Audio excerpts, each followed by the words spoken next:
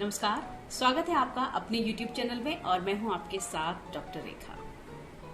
आज की वीडियो की शुरुआत करने से पहले मैं आप सबसे कुछ क्वेश्चन पूछना चाहूंगी। क्या कभी आपने पब्लिक प्लेस पर बहते हुए पानी को देखकर नल बंद किया है, या फिर किसी मजदूर या फिर किसी गरीब को देखकर आपने उसकी बिना किसी स्वार्थ के मदद पहुंचाई है, या फिर किसी बच्चे जो मजदूरों के बच्चे हैं उनके लिए उनके जीवन को बेहतरीन बनाने के लिए आपने कुछ प्रयास किए हों, या फिर जो जानवर हैं, बेसहारा जानवर और पक्षी हैं, उनको दाना या खाना देने का प्रयास किया हो। इसके अलावा अपने आसपास के वातावरण को स्वच्छ बनाए रखने के लिए आपने छोटे छोटे प्रयास किए हों, जैसे कि हम प्लास्टिक बैग का यूज नहीं करेंगे, या फिर किसी खास मौके पर कुछ पौधों को लगा करके आपको खुशी मिली हो। तो यकीन मानिए, ईश्वर ने आपको बहुत ही खूबसूरत सा दिल दिया है, जो अपने साथ साथ अपने आसपास के लोगों और अपने वातावरण को भी बेहतरीन बनाने का प्रयास करते रहते हैं। तो आज हम इसी टॉपिक पे बात करेंगे, क्योंकि ये हमारे फर्ज हैं, कर्तव्य हैं और हमारे देश की व्यवस्था को, हमारे वातावरण को बेहतरीन बनाने के लिए, खूबसूरत बनाने के लिए बहुत जरूरी हैं। यहाँ तक कि हमारे जो धर्म हैं वो भी इसको बहुत ही पुण्य का काम मानते हैं। आज हम इसी टॉपिक पे बात करेंगे। आपको याद होगा कि हम लोगों ने लास्ट वीडियो में अधिकारों को जानने का प्रयास किया था और उसके जो जुड़े हुए जो सिद्धांत हैं, जो पहलू हैं, उनको भी समझने की कोशिश की थी। उसी से जुड़ा हुआ, अधिकारों से ही जुड़ा हुआ एक महत्वपूर्ण जो सिद्धांत है उसे हम रिस्पॉन्सिबिलिटी या फर्ज भी कह सकते हैं, जिसके बारे में आज हम बात कर रहे हैं। देखिए, जो राज्य या समाज हमसे जिन कार्यों को करने की हमसे उम्मीद या फिर आशा करता है, उनको हम नागरिकों का दायित्व कह सकते हैं। लेकिन कई बार हम लोग गलती ये कर बैठते हैं कि हम कर्तव्य और दायित्व को एक ही मान बैठते हैं, जबकि दोनों अलग अलग हैं। देखिए, जो कर्तव्य है वो एक हमारी नैतिक भावना पर डिपेंड करता है, उनको करना या ना करना हमारी मर्जी है, और राज्य उसके लिए हमको कोई पनिशमेंट भी नहीं दे सकता। जैसे कि हमको सच बोलना चाहिए, हमको सबके भले के लिए काम करना चाहिए। लेकिन जो दायित्व है यानी कि जो रिस्पॉन्सिबिलिटीज हैं वो थोड़ी से अलग हैं, उनको ना करना हमारी मर्जी नहीं चल सकती, यानी कि हमको उनको करना ही होता है, और अगर हम नहीं उनको फॉलो करते हैं तो कानून इसके लिए हमको पनिश भी कर सकता है। जैसे कि हमको राज्य के बनाए हुए कानून का पालन करना है, पब्लिक प्रॉपर्टी की रक्षा करनी है, उनको नुकसान नहीं पहुंचाना है, और जो सरकार ने जो भी हमारे लिए कर लगाए हैं उनको देने में आनाकानी नहीं करनी है, यानी कि हमें सभी को वो टैक्स देने होते हैं। इन सभी कर्तव्यों के बारे में तो हम सभी जानते हैं, लेकिन हम कुछ ऐसे दायित्वों के बारे में बात कर लेते हैं कि अगर हमने उन दायित्वों को नहीं निभाया तो आने वाले समय में हमारे जीवन के लिए वो संकट बन जाएगा। इनमें से एक है पर्यावरण के प्रति सुरक्षा की जिम्मेदारी। देखिए, हम सभी जानते हैं कि मनुष्य और प्रकृति के बीच हमेशा एक गहरा संबंध रहा है, लेकिन बढ़ती जनसंख्या और विकास की वजह से हम लोगों के बीच ये दूरी आती जा रही है, और इस बढ़ती जनसंख्या की वजह से तो पूरा का पूरा जो संतुलन है वो डगमगाने लगा है। हर रोज नए मकान बनाए जा रहे हैं, गगनचुंबी इमारतों का निर्माण हो रहा है, रोज ही कितने किलोमीटर सड़कें बनाई जा रही हैं, जिनकी वजह से बहुत सारी जो हानिकारक गैसें हैं और जो रासायनिक पदार्थ हैं वो हमारे स्वास्थ्य के साथ साथ हमारे प्राकृतिक जो वातावरण है उसको भी नुकसान पहुंचा रही हैं। और इसका नुकसान हमको ये देखने को मिल रहा है कि गांव से लेकर के शहरों तक जो प्राकृतिक रूप है वो बिगड़ चुका है, और जलवायु परिवर्तन भी इसका एक रूप है। इसीलिए हमें हमेशा आए दिन हम लोग देखते हैं कि कहीं पे सूखा हो रहा है, कहीं पे बाढ़ आ रही है, और टेम्परेचर में इतनी ज़्यादा बढ़ोतरी हो रही है, और जिसकी वजह से जो समुद्र का जो जल स्तर है वो इतना बढ़ने लगा है कि कुछ देश जैसे कि मालदीव है, उनके लिए तो अस्तित्व का संकट भी बन गया है। औद्योगिक विकास की वजह से हानिकारक गैसों की मात्रा बढ़ रही है, हवा जहरीली हो रही है, और लोगों को नई नई बीमारियां लग रही हैं। इसके अलावा हमारी प्रमुख नदियां गंगा, यमुना और भी दूसरी नदियां भारी प्रदूषित हो चुकी हैं। इसके साथ ही जंगलों की निरंतर कटाई की वजह से हमारा जो वर्षा का औसत है वो गिरने लगा है, यानी कि जल प्रदूषण, वायु प्रदूषण,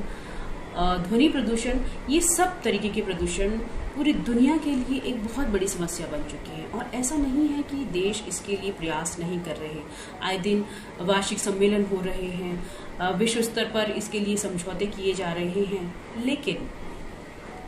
ये सब तभी संभव हो सकता है कि जब हम सभी नागरिक इसको अपना एक दायित्व लें और इस दायित्व को लेकर के इसको सफल बनाने का प्रयास करें, तभी जाकर के ये समस्या दूर हो सकती है। इसके लिए सबसे पहला कदम बढ़ती हुई जनसंख्या की रोकथाम होगा, क्योंकि बढ़ती हुई जनसंख्या सभी तरीके के प्रदूषण का कारण हो सकती है। और जैसे कि हम लोग लैटिन अमेरिका, एशिया और अफ्रीका जैसे महाद्वीप को देख सकते हैं, तो वहाँ पर जनसंख्या की वजह से जो स्थिति है वो बहुत ही चिंताजनक बनी हुई है। और अगर हम भारत की बात करें तो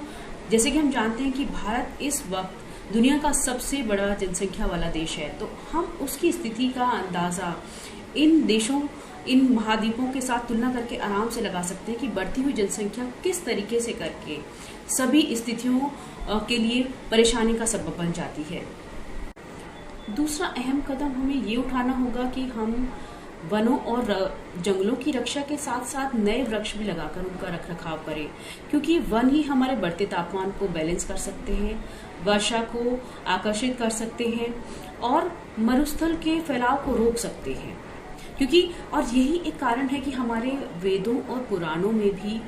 वनों की महत्ता को बहुत बढ़ चढ़ करके बताया गया है, और यहाँ तक कि वृक्षों को लगाना संतान पैदा करने से भी ज्यादा पवित्र माना गया है और वृक्षों को काटना बहुत ही बड़ा पाप माना गया है। पर्यावरण की दृष्टि से भी अगर हम देखें तो पृथ्वी के लगभग 1/3 क्षेत्र पर वन होने चाहिए, और अगर हम भारत की स्थिति देखें तो राष्ट्रीय वन नीति के अनुसार भी लगभग 33% क्षेत्र पर वन होने चाहिए, लेकिन भारत की स्थिति बेहद चिंताजनक है और यहाँ पर सिर्फ 12% क्षेत्र पर ही वन है, जिसमें भी लगातार कमी देखने को मिलती है। और ऐसा नहीं है कि हर साल वृक्ष नहीं लगाए जाते, हर साल बहुत सारे एनजीओ और सरकार जो है बड़े पैमाने पर वृक्षों को लगाती है, लेकिन उनकी जो देखभाल है वो प्रॉपर तरीके से नहीं हो पाती, क्योंकि किसी भी वृक्ष को के लिए लगभग 2 साल जो है पूरी देखभाल के लिए आवश्यक होते हैं। तो इसके लिए हम नागरिकों का ये दायित्व बन जाता है कि हम इसको एक अपनी नैतिक जिम्मेदारी बनाए रखें और पर्यावरण के प्रति सचेत होकर के उसको एक अपनी जिम्मेदारी के, अपने दायित्व के रूप में लें, ताकि हम लोग अपने पर्यावरण को बचा सकें। इसके अलावा हम वायु प्रदूषण और ध्वनि प्रदूषण को रोकने के लिए ऐसे वाहनों का प्रयोग ना करें जो अनावश्यक रूप से कार्बन छोड़कर वातावरण को प्रदूषित करते हो, बल्कि ऐसी आदतें विकसित करें जो हमारे वातावरण को और हमारी प्रकृति को स्वच्छ और स्वस्थ बनाए रखने में सहयोगी हों। जैसे कि हम पब्लिक प्लेस पर धूम्रपान ना करें, कूड़ा कचरा को इधर उधर ना डालें बल्कि डस्टबिन में ही डालें, बल्कि और हम ऐसी आदतें भी विकसित कर सकते हैं कि जैसे कि हम कूड़ा कचरा या फिर सब्जी छिलकों से हम कुछ जैविक खाद को भी बना सकते हैं। और इन सब आदतों से क्या होगा, एक तो जो कूड़ा कचरा है उसका भी निस्तारण होगा और हमारी जो प्रकृति है वो भी साफ और स्वच्छ रहेगी। इसके अलावा हम शैक्षणिक संस्थान, सरकार, एनजीओ और अंतर्राष्ट्रीय लेवल पर लोगों को इसके बारे में जागरूक भी कर सकते हैं। और आइए अब ये जान लेते हैं कि अधिकार और कर्तव्यों का आपस में क्या संबंध है। आमतौर पर अधिकार और कर्तव्यों को एक दूसरे से अलग माना जाता है, एक दूसरे से विपरीत माना जाता है, जबकि ये एक दूसरे के पूरक हैं। किसी एक व्यक्ति का अधिकार दूसरे व्यक्ति के कर्तव्य पालन पर ही निर्भर करते हैं। जैसे कि मुझे अगर संपत्ति रखने का अधिकार है तो मेरे इस अधिकार के साथ मेरा ये भी दायित्व बन जाता है कि मैं किसी दूसरे व्यक्ति की संपत्ति के अधिकार